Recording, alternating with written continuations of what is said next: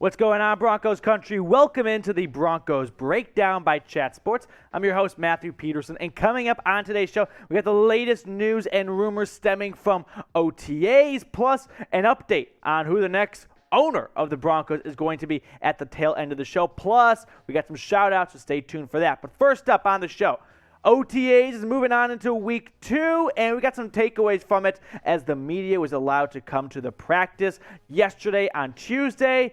And wow, do they get a show to start 11-on-11 drills as Pat Surtain picked off Russell Wilson on the first play of 11-on-11s and took it essentially back to the house if that was allowed during practice. Listen, Wilson has been pushing this Broncos defense since he arrived to Mile High. That's been one of the big takeaways from the Russell Wilson effect and impact. That this defense has got to work a lot harder going up against Wilson in practice than, no offense, to Teddy Two Gloves or Drew Lock. And by the way, Wilson, he was traveling like all over with last weekend. He went to south of France for a wedding, and then he went to the Monaco Grand Prix, hopped on the PJ, flew back to Denver in time to throw a pick six to Surtain, but he bounced back nicely after that, completing some tight window passes. But we all know how awesome, right, the rookie number 2 was last season for the Broncos. Beautiful pick six, not only in the preseason, but in the regular season, and his teammates see that too. I think a great quote comes from Kareem Jackson, who said, "I say this all the time about Pat, a guy with that size and speed and to still have the technique that he has is rare. To be that young anyway. For him, I know he wants to get better in every aspect. He comes out every day and he puts the work in."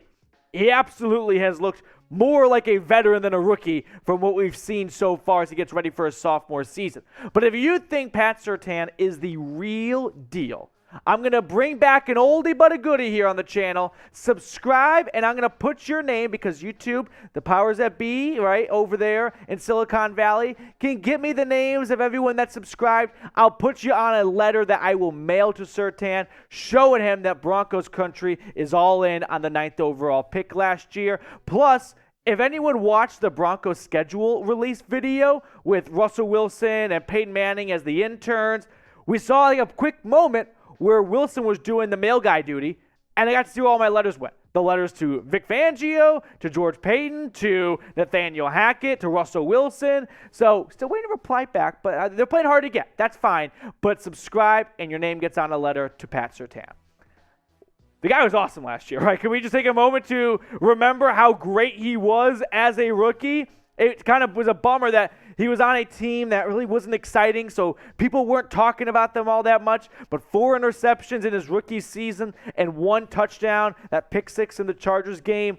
The best part about PS2 right now, I would say, is that his rookie contract is not going to waste. GMs love to make the most of star players when they're cheap, and they'll never be cheaper than their rookie deal. So for the Broncos to get Russell Wilson and time it up before Surtain's going to quadruple his salary, and they've got him for way cheaper than he'll be in 2-3 years when he gets that extension, that is my favorite part about what is going on right now on this defense for the Broncos. So let's play a quick game. Over or under 4.5 interceptions this season for PS2. He had 4 last year. So is he going to add on to that this year, or will he maybe just stay put? Type O for over or U for under. Don't be that guy. Join the overs club. Get the O's going down below. Next up on the show, Lloyd Cushenberry. Is he an early winner from this kind of second quarter of Broncos OTAs as we approach the midway point and then get to mandatory mini camps? So last year, Cush didn't have a stellar season. I'm expecting, well, we'll save that for later, but 5 sacks, 7 penalties. He didn't look like the third-round pick that we've all seen moments, and more than just a moment, but games and stretches from the past. Now, Hackett is very confident, I would say, on his starting center. Keyword starting, okay? Because here's what he had to say about Lloyd Cushenberry. "We do a lot of different things of testing with the guys during the meetings. We have these fun Kahoot tests that we like to do. He wins every one of them when the whole group is in there. That's a challenge to all the offensive guys because we're all trying to figure out how we can find someone to beat him. But he's doing a great job." Hackett would go on to say, "His knowledge of the system, understanding of it, gets better every day. He's great. He's a guy that you can do downhill stuff with like they've done in the past with the inside zone, but he can run off the ball. That's something you want to take advantage of. I'm expecting a bounce-back season for Cushenberry. A topic we've talked about in length, too, on the show is where is Quinn Miners going to find a role in this offensive line? Because it just seems like he's going to find a starting spot one way or another. I don't think it's going to be center. I would look more towards Reisner or Glasgow, right? One of the guards, I think. I like Cush. I think he's going to have a bounce-back year. Last season, Pro Football Focus had him towards the bottom half of the league for centers, 21st out of 39, 64.2 overall. A bit of an improvement from last year or 2020, but, I think everyone was expecting a bigger step, and it was more of a hop than a big step forward. So pick a center for me.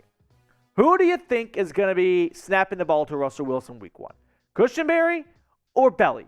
Put the jersey number for the guy you think is going to be the starting center for the Broncos week 1 down below in the comment section.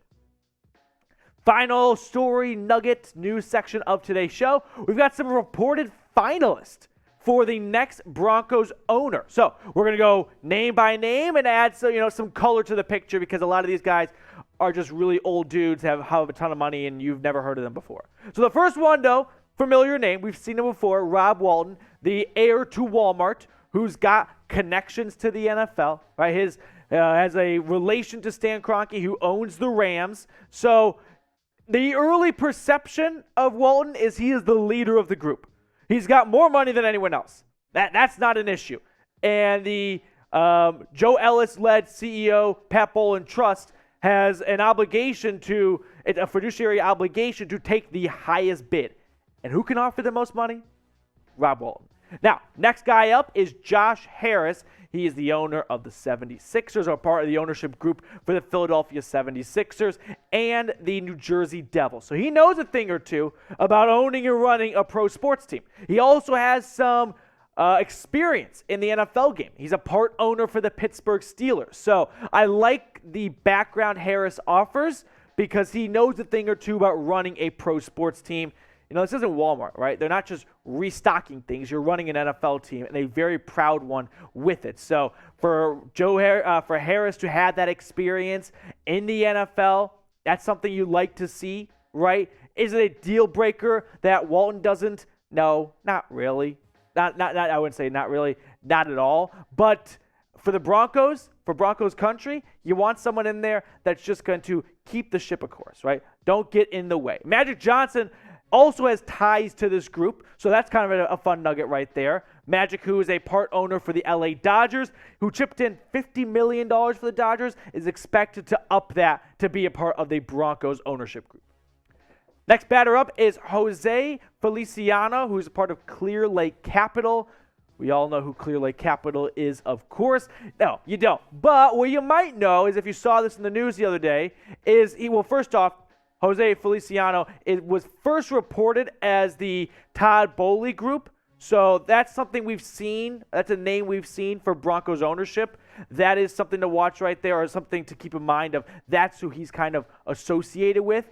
And Clear Lake Capital was the group that funded the purchase from Todd Boehly of Chelsea. All right, the soccer team over in London. Yeah, all the grass fairies out there. Chelsea's actually my favorite EPL team. But shout out to Captain America, Christian Pulisic. So that's his kind of sports connection. He's got some familiarity. Well, they've got some familiarity in buying a sports team, but they bought Chelsea for billions.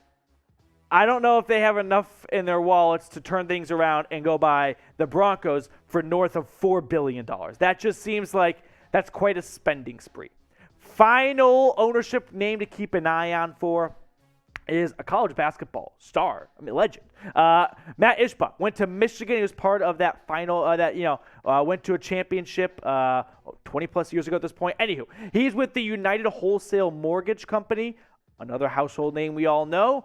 Has the lowest, the thinnest pocket of the bunch right here. So kind of the guy in the back of the pack right now. But so was the Kentucky Derby. Rich Strike came from behind, so I don't know. Maybe Ishbak can come out of nowhere and make a run for it. My only question I'll ask about the next Broncos owner is, do you want them to change the uniforms? This has been a picked up debate, we'll say, online and Broncos Twitter and whatnot, of whether or not the Broncos are going to go for a facelift on that department. Like Andrew Mason, who covers the Broncos, we had a nice back and forth on Twitter about ranking NFL uniforms, and I think the Broncos are in the category of they're good, but maybe a change would be nice. I think if we're looking at what the Broncos uniform game is right now, and maybe where it could be, they've got some good colors, right? Orange and blue. That's a good combination to work with. So I think a change would be nice. I'm not smacking the gavel down going they need to get new uniforms today. But if they came out with new unis, I would probably be a little more excited than upset about it, right? I'm at like that 60% range of like, yeah, I get new uniforms. They're not the worst. The worst, if I may, this has been a hot topic in the office, the Texans. I think the Texans have the worst uniforms in the NFL. After that, I think the Giants' uniforms suck. I'm all for classic uniforms, but the Giants and the Texans, they don't. No, the Giants just have blue with white numbers on it, and they just called it a day. And the Texans, for being one of the newer teams, looks like they put their uniforms together with the Crayola box. All right, final note on today's show. We got some shout-outs coming. So, on my last episode, I said, hey, anyone that watched towards the end of the show, you guys are some end-of-videoers. So comment DB4Life in the comment section, and I'll give you a shout-out on the show. So if you want to get a future shout-out, very simple, subscribe, right? That's step one. But turn those notifications on. That way you can also be one of the first to comment, get on the show, and, of course, watch all the way through. So let's get some shout-outs here. William Young, DeAndre Smith, Jay Hogg, Gantley Wilson, Ravishing Rick Rude, Donald Wentz, Mike Seymour. He's been a long-time Broncos fan. He told me all about it. Michael Deharine, Jacob Youngblood. Jacob's always in the comment section. Jahanta Baxter. We got Paul, Nate Williams. Shout out to Nate Williams. He's a super thankser. So, shoot a super thanks. You'd guarantee the spot on the show. Brock Porter, he lights up the comment section. Ants Vigil, Shane Stell, Ronald Samples, Derek Tidwell, Shadow Jack, Aaron Gonzalez. Appreciate you, my guy, always supporting the show. And Alex Red, along with our three finalists who snuck in right before we started filming, Mr. Ibarra, Black, and T. Brody, also a frequent commenter. Appreciate all of you guys that showed some love to the show by lighting up that comment section. That's going to do it for us on today's episode. I'll see you later with more Broncos news and rumors.